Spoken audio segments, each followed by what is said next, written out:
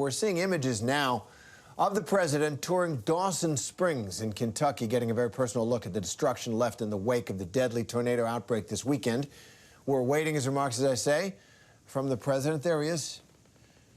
No, that's Governor. There he is in the mask and baseball cap, right? That's the president, with Governor Beshear there. And we know a number of state and local officials who greeted the president. The moment he landed in Kentucky, they were surrounding him right there. The president was in Mayfield, Dawson Springs, and obviously talking with families and those impacted. We don't know exactly if he spoke with someone who actually lost family members, but so much loss in that area. Yeah. And with so many people knowing each other in those small communities, it's likely that people who he's speaking with definitely know someone who's lost someone as he shakes hands with those impacted by those devastating storms.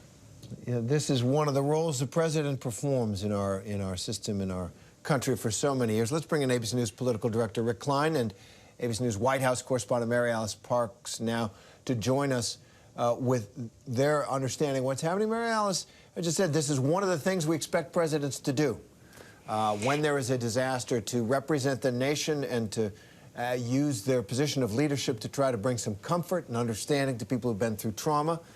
There's also other things going on, though, trying to get the system moving to help people, and there's always politics. How do you read the president's journey to Kentucky today?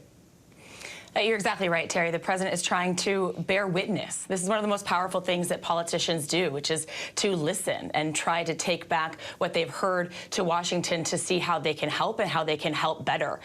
Just a few minutes ago, the president tweeted a little bit of an update saying that so far the federal government has sent 61 generators, provided 144,000 liters of drinking water, 47,000 meals, cots, blankets. He's trying to tell not only people there in Kentucky, but people around the country that the federal government is paying attention and that they're doing what they can to get help to those that need it.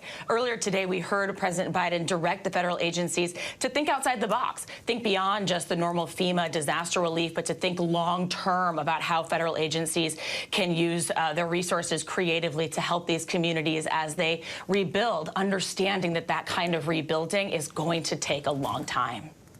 And Rick, what are we expecting to hear from the president in just a few moments? You know, will we see the consoler in chief tone we've heard so often from this president? You see that he's wearing that Beau Biden Foundation hat, a man who has suffered a great loss in his life with the loss of his wife and child decades ago. The White House said this speech wouldn't be a, quote, major speech, but what exactly are we expecting to hear from him? My expectation, Kenneth, my expectation is that there's two main messages, and the messages are similar to what he's been bringing so far. First, the commitment of the federal government to do whatever it takes to help the people in Kentucky recover and rebuild, understanding that the resources have to continue to flow and that it has to continue well after a presidential visit and after the cameras, frankly, have mostly gone home during this holiday season. And the second piece, I think, is that piece that you refer to, which is that of compassion.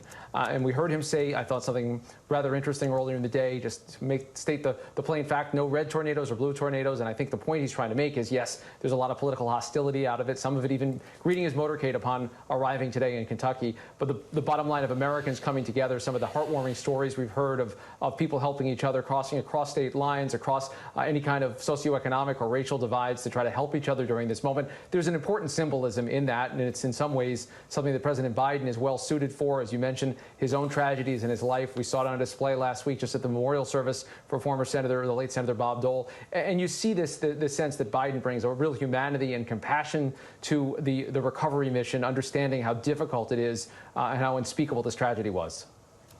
Yeah, and Mary Alice, the president is there. He's talking about the federal response, which has been praised by the local officials, as we've been talking about. Governor Beshear and others saying, even Mitch McConnell there in Washington, saying it looks like the federal government is making things happen at this early stage of what is going to be a massive recovery effort in Kentucky there. And I just wonder, you know, if you think that that does have, you talked about how he's calling on the emergency management agencies and the federal response to think outside the box. You know, once upon a time, the federal response in an area could make a difference. You make people think again about how the government is performing, even about how particularly the president is performing. Do you think that it can have a political impact like that in this day and age, or are the divisions just too hard and the people want help, but they're going to vote the way they're going to vote? President Biden has staked a lot of his administration, his presidency, on this idea that he can restore people's faith in government. He talks often about wanting to show people that government can work for them again and that government can do things in their lives that fundamentally help them in big ways and in small. I generally believe that the president cares about people who are hurting. I'm not surprised that he has been on this since the beginning, that he has been talking repeatedly to the governor of Kentucky, to the other governors, asking them to call him directly if they need anything else. But beyond sort of a personal calling to do the right thing here and try to help fellow Americans, I do believe that it gets to a larger sort of calling of his, that he's trying, like I said, to restore people's faith and to have people believe once again that the government will respond when they're in need, will be there regardless of political party. You know, Rick said that quoted the president saying no tornado is a red tornado or a blue tornado. We've thought about that a lot during the pandemic, especially wanting to know that states are going to get equal help, that hospitals are going to get help if they need it, that the National Guard's going to show up if a state needs it, regardless of who voted for whom and if the governor is a Democrat or a Republican. I think that President Biden is trying to live that out and is trying to have to change some hearts and minds. And great points there, Mary Alice. But Rick, let me ask you this, because as we talk about the political optics here, there's been some reporting highlighting the fact that there are a number of Kentucky Republicans who have a history and a voting record of being against major disaster relief for other parts of the country. And now they're asking for federal aid here. And no one is saying that the Biden administration, I think no one is, because it'd be pretty inhumane, right, to withhold those critical federal dollars to those in need.